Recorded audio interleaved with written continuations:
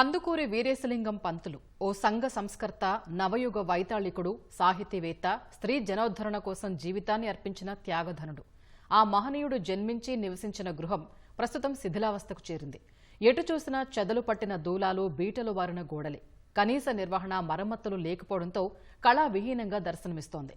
భావితరాలకు భద్రంగా అందించాల్సిన రాజమహేంద్రవరంలోని కందుకూరి జన్మగృహం ప్రస్తుతం నిర్లక్ష్యపు చెదలు పట్టి మసకబారుతోంది.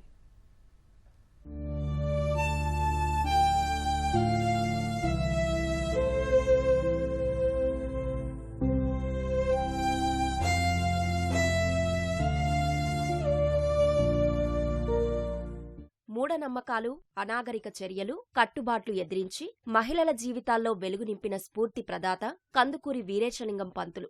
ఎన్నో ఆటుపోట్లు ఎదుర్కొని తాను నమ్మిన ఆశయం కోసం జీవితాన్ని అర్పించిన ఆ మహనీయుడు నడయాడిన ఇల్లు నేడు మస్కబారుతోంది. రాజమహేంద్రవరం మెయిన్ రోడ్డు వంకాయలవారి వీధిలోని ఇంట్లో 1848 ఏప్రిల్ 16న కందుకూరి వీరేశలింగం జన్మించారు. తన జీవిత కాలంలో సుమారు 10 ఏళ్లు మినహా మిగిలిన సమయమంతా ఇదే ఇంట్లో నివాసమున్నారు. 1881లో తాను జన్మించిన ఈ గృహంలోనే ఆయన తొలి వితంతు వివాహం జరిపించారు. అది ఆనాటి సాంప్రదాయాలు, కట్టుబాట్లు, ఆచార వ్యవహారాలకు పూర్తి విరుద్ధం. యావత్తు సమాజం తీవ్రంగా వ్యతిరేకించిన ధైర్యంగా ఎదుర్కొని మహిళా అభ్యుదయం కోసం పాటుపడిన మహామనిషి కందుకూరి వీరేశలింగం పంతులు. అంతటి మహనీయుడు నివసించిన గృహం ప్రస్తుతం చెదపురుగులకు ఆవాసమైంది. దూలాలు, చెదలు తినేయడంతో పాడైపోయాయి. గోడలు, బీటలు వారాయి. పై అంతస్తులో పెంకులు బూడిపోయి వర్షపు నీరు కారుతోంది. సుమారు ఇల్లు కట్టి 300 ఏళ్ళు అవుద్దండి.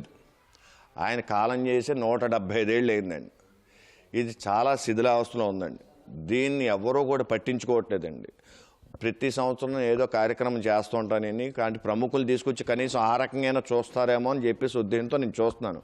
ఎవరు పట్టించుకోవాలా.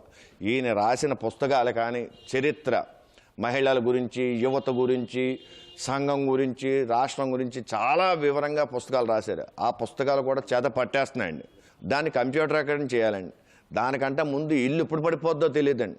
దూలాలు ఎలా పడిపోతున్నాయి, ఏ గది తలుపు తీసినా, ఏ చేసినా కూడా ఇవన్నీ పుచ్చిపోయినాయి. మీకు అన్ని పక్క ఆధారాలతో జీవిస్తాడు. దయించి ఇప్పటికైనా పవన్ కళ్యాణ్ గారిని కానీ, చంద్రబాబు నాయుడు గారిని కానీ కొద్దిగా వచ్చి చూసి దీన్ని కానీ అభివృద్ధి చేస్తే మళ్ళీ కొన్ని వందల తరాలు, కొన్ని దశాబ్దాలు, శతాబ్దాలు ఈయన చరిత్ర నిలబడద్దండి. ఆంధ్ర రాష్ట్రంలో ఉండేటువంటి, అంటే అజ్ఞానంతో ఉండేటువంటి ప్రజానీకం ఒక చైతన్యశీలులై ప్రతి ఒక్కళ్ళు మార్పు కావాలని ఆయన అద్భుతమైనటువంటి సాహిత్యాన్ని అంతా సృష్టించారు. ఈరోజు ఆ సాహిత్యం కూడా జనాల మధ్య కనబట్టలేదు. ఆయన ఆశయాలు కూడా ఏమీ లేవు. ఆస్తులు కూడా కొన్ని అన్యాక్రాంతమయ్యాయి, కొన్ని ఏమో దేవాదాయ శాఖలు, మరికొన్ని ఏమో ప్రభుత్వ శాఖలు, ఇలా రకరకాలుగా ఉన్నాయి. ఆయన్ని కేవలం ఏదో ఒకరి మాత్ర బాధ్యత తీసుకోకుండా ప్రతి ఒక్కరు కూడా ముందుకు కదలి వచ్చి ఆయన జన్మగృహాన్ని కానీ, లేదా ఆయన సమాధులను కానీ, లేదా ఆయన వితంతు వివాహాల వేదిక కానీ, లేదా చిట్ట చివరి నివసించినటువంటి ఆనంద ఉద్యానవనంలో ఉండేటువంటిది కానీ, లేదా పురమందిరాన్ని కానీ ప్రతి ఒక్కరూ కూడా ముందుకు వచ్చి కాపాడాల్సిన బాధ్యత ఉందని నేను మనస్ఫూర్తిగా కోరుకుంటున్నాను. కందుకూరి తన రచనలు ముద్రించేందుకు వినియోగించిన యంత్రం, ఆయన వాడిన లాంతరు, ధరించిన దుస్తులు బ్రిటిష్ వారు రావు బహదూర్ బిరుదు ప్రదానం చేసిన సమయంలో ఆయన వినియోగించిన కోటు, కుర్చీ, చేతికర్ర, ఆయన స్వదస్తూరితో రాసిన అనేక లేఖలు ఈ గృహంలోనే పొందుపరిచారు. అలాగే కందుకూరి స్వయంగా రాసిన అనేక గ్రంథాలు ఇక్కడే ఉన్నాయి. వీటిని జాగ్రత్త పరిచేందుకు ఇబ్బందులు తప్పడం లేదు. కందుకూరి జీవితం భావితరాలకు అందించేందుకు 1990లో ఈ గృహాన్ని పురావస్తు శాఖ రక్షిత కట్టడంగా గుర్తించి స్వాధీనం చేసుకుంది. అప్పటి నుంచి పురావస్తు శాఖ ఆధీనంలోనే కందుకూరి జన్మగృహం నిర్వహణ కొనసాగుతోంది. అయితే 2015 తర్వాత దీనికి నిధులు జాప్యం వల్ల మరియు వాతావరణ యొక్క పరిస్థితుల వల్ల, వర్షాల వల్ల ఈ యొక్క గృహం కొంత పాడైపోయినప్పటికీ మేము పాడైపోయిన దరిమిలా మేము ప్రభుత్వానికి మరియు మా శాఖకు అనేక ప్రతిపాదనలు పంపించాము. అయితే నిధులు కొరతగా ఉండటం వల్ల మా శాఖ నుంచి కానీ, ప్రభుత్వం నుంచి కానీ నిధులు రావడం ఆలస్యం అవుతుంది. కాబట్టి కొంచెం పాడైని. అయినా మేము నగరంలో ఉన్న అనేక ప్రముఖుల్ని, కలెక్టర్ గారిని కూడా నిధులు కేటాయించమని చెప్పడం జరిగింది.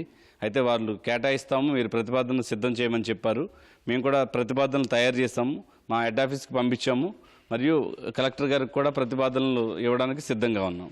శుక్రవారం మినహా రోజూ ఉదయం నుంచి సాయంత్రం వరకు సందర్శకులను కందుకూరి జన్మగృహ సందర్శనకు అనుమతిస్తారు. అయితే ప్రస్తుతం నిర్వహణ లోపంతో దెబ్బతిన్న ఇల్లు సందర్శకులు తిలకించేందుకు అనుకూలంగా లేదు. చివరిసారిగా గత పుష్కరాల సమయంలో ఈ ఇంటికి మరమ్మతులు చేశారు. ఆ తర్వాత మళ్లీ పట్టించుకోకపోవడంతో ఇలా శిథిలావస్థకు చేరింది. నవయుగ వైతాళికుడు, యుగపురుషుడు, సంఘ సంస్కర్త, తాను నమ్మిన సిద్ధాంతాల కోసం జీవితాన్నే అంకితం చేసిన మహనీయుడు శ్రీ కందుకూరి వీరేశలింగం.